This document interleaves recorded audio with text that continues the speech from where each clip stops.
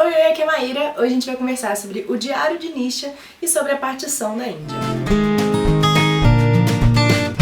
O Diário de Nisha foi escrito pela Veera Hiranandani e traduzido pela Débora Isidoro. O livro foi publicado pela Dark Side no selo Dark Love e vale ressaltar, claro, que o trabalho gráfico está muito bonito. Ele realmente parece um diário em todo lado que você olha e a folha de guarda também está muito bonita. O livro conta a história de Nisha, uma menina de 12 anos que é de família hindu, em 1947 na Índia. Lá, a Nisha vivia com a família dela em Mirpurkhas, que você consegue ver aqui no mapa, e esse mapa é muito importante para você acompanhar essa história. Os registros no diário são todos feitos como relatos da Nisha para a mãe dela, que não é mais viva. A menina conta para a mãe dela e pra gente também o que está acontecendo, e ela vai falar também um pouco da relação dela com o pai, com o irmão Amil, com a avó e com o Kazi, que também mora com eles e é o principal responsável por cuidar da casa das crianças. Ela também fala de forma delicada sobre a interação entre ela, o pai dela e o irmão. O pai dela é um cirurgião bem rígido e o irmão dela, o Amil, ele é um garoto que é super agitado e mesmo sendo muito inteligente, ele tem muita dificuldade na escola. Então a gente vê essa amizade e cumplicidade dos irmãos,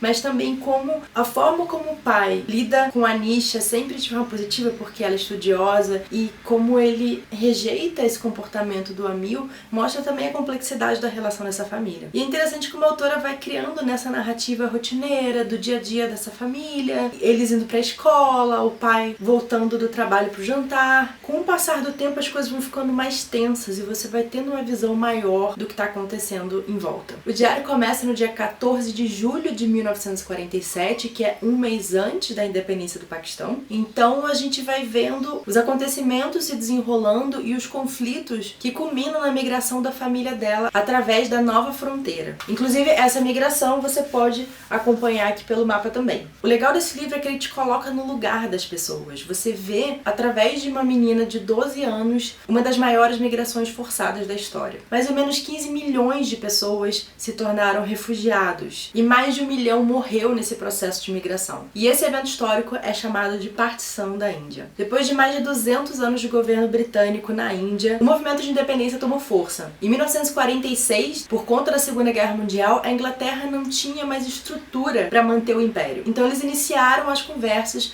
para deixar finalmente o poder da Índia na mão dos indianos. Se você conhece, já viu filmes, já ouviu falar sobre Gandhi, você sabe que o maior objetivo dele era manter a Índia unida. Por muito tempo, o povo do subcontinente indiano viveu uma relativa harmonia entre suas diferentes expressões religiosas, mas o país era de maioria hindu. Os muçulmanos, por várias partes do país, se sentiam meio que cidadãos de segunda classe. E eles tinham medo que quando a Inglaterra saísse do poder, ficariam só hindus.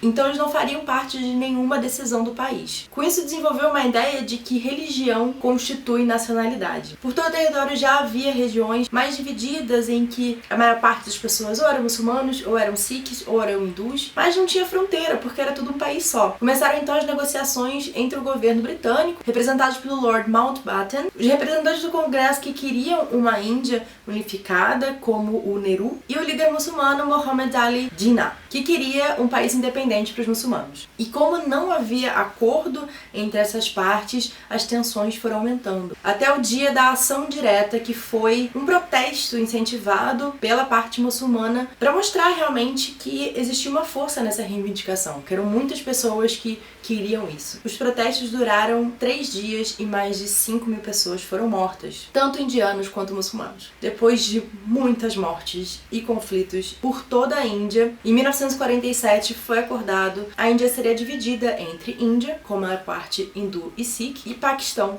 com a maior parte muçulmana. Então, em 14 de agosto é comemorada a independência do Paquistão e 15 de agosto é comemorada a independência da Índia. Infelizmente, mesmo com a independência, a Inglaterra vazando, deixando eles resolverem os problemas por eles mesmos, a violência não parou por aí. Porque as migrações começaram e no percurso das pessoas atravessarem essas fronteiras, em que elas foram obrigadas a deixarem suas casas para irem para o lado certo, assassinatos, estupros e conversões forçadas aconteciam vindo tanto do lado muçulmano quanto do lado lado hindu. Famílias inteiras precisaram recomeçar a vida sem nada, num lugar estranho, longe de tudo que eles conheciam. Os que conseguiram sobreviver carregam essas marcas até hoje de algo que aconteceu há 70 anos atrás. E o pior de tudo, mesmo com essa solução, os dois países continuam em conflito e mesmo depois da independência passaram por 3 guerras por causa de fronteira. É claro que eu dei uma grande resumida aqui para falar super rápido e contextualizar um pouco o que está acontecendo durante essa história, porque houve etapas super complexas em que esse conflito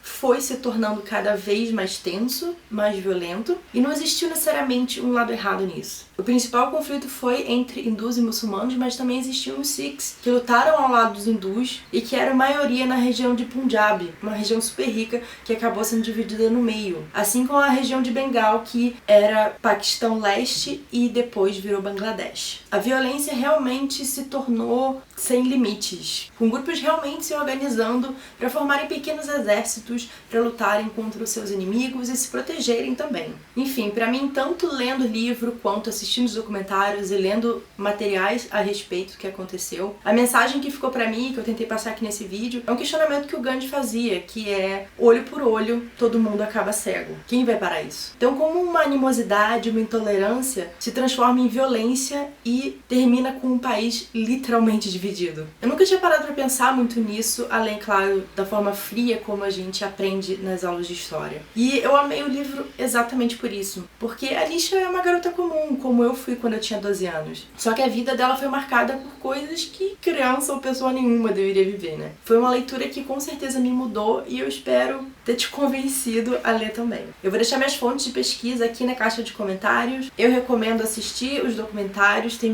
bastante coisa aqui na internet, até gratuita, tem muitos artigos, então eu espero que essa contextualização tenha sido interessante pra vocês. Bom, gente, foi isso. Eu espero fazer mais vídeos desse, é um conteúdo que eu gosto muito de fazer, que é contextualizar dados históricos a livros que a gente está lendo agora, a gente expandir um pouco além do livro e pensar um pouco como isso relaciona com a realidade. E se você gostou do vídeo, não se esqueça de curtir e de se inscrever. Uma boa leitura pra vocês e até mais. Tchau, tchau!